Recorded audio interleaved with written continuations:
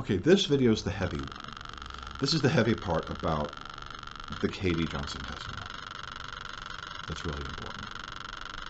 What you're seeing here, all right, is the timeline. What you see here, this is the 1992 famous video that you see of Donald Trump partying with Epstein, right? The video that you always talk about. Here, this is 1994. This is what took place. This is the moment that you're going to hear her talk about. The time when Trump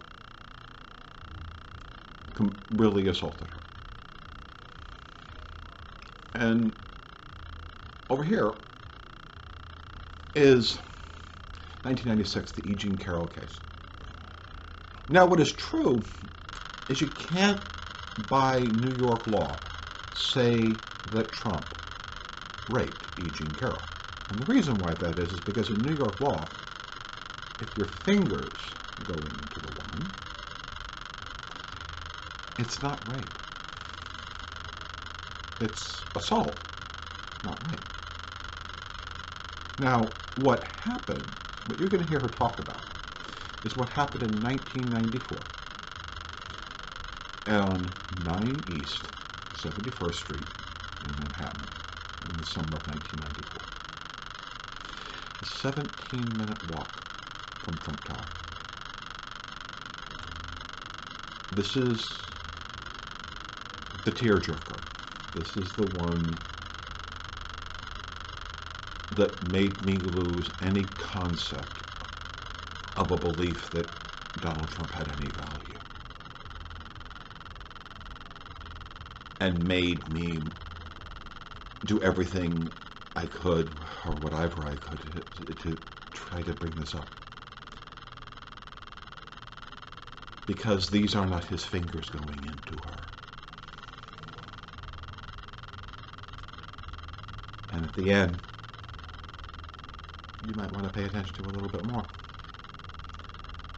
Because while she's crying, Trump tells her that she should be happy that her, that her virginity was taken by him in the manner that you will hear. And you'll hear her say that Trump said that she should just get an abortion, which is natural, well, that's fine, whatever. Yeah, because you don't necessarily want to have a 13-year-old pregnant woman with Trump's child. That would be kind of bad. And of course, the other part that's inside of the written testimony, which talks about the meeting that Epstein and Trump have with her, where the two of them threaten to kill her if she talks. So when people say, like, she didn't want to talk, yeah. But it took real courage for her to even allow these videos to be out here. And we need to talk about it. Because as much as I respect E. Jean Carroll's work and her victory for her justice for what happened, 2 years before E. Jean Carroll, Trump did a little worse. At least with E. Jean Carroll's case, E. Jean Carroll was an adult woman. You know, Katie was 13 years old. Another one of those people, just like in the other videos, looked like Ivanka.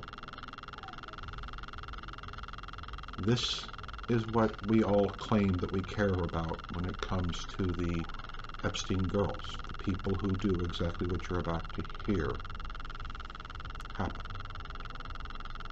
We claim that we care about this. We claim we do.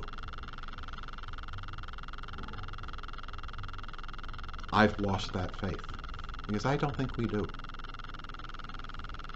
Because if we did, this would have been the end of the Trump administration, he would have never been president. And even if he did, the people who supposedly care about the Epstein girls would have made this their life story because of what you're about to hear. So, here we go. See you at the end. If it was anything I wasn't comfortable with, we could stop. That she would be right there, and that it wouldn't get out of hand, and that it was a fantasy, like it wasn't really going to happen. And so I told her that I would.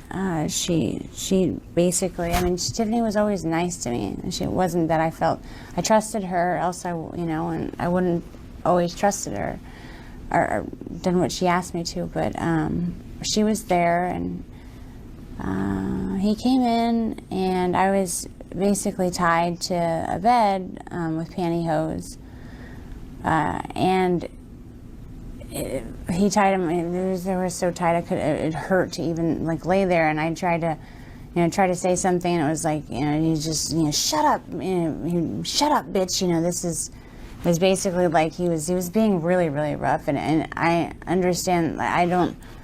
It just didn't seem like a fantasy, and I started to get scared, and he was basically ripping my clothes off, and I was actually I got freaked out.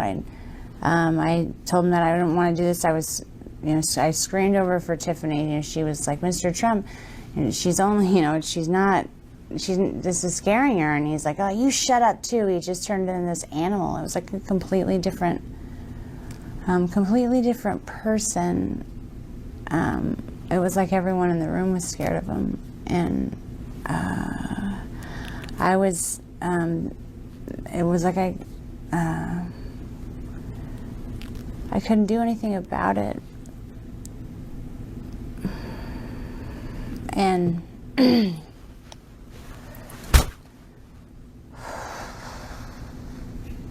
he ripped off all my clothes, and he started to basically have sex with me, and I was screaming because I'd never had sex before. It was my first time, and Tiffany was yelling at him too.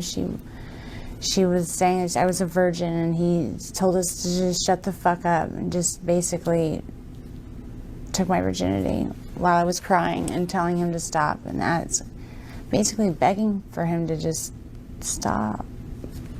And Tiffany didn't know what else to do either.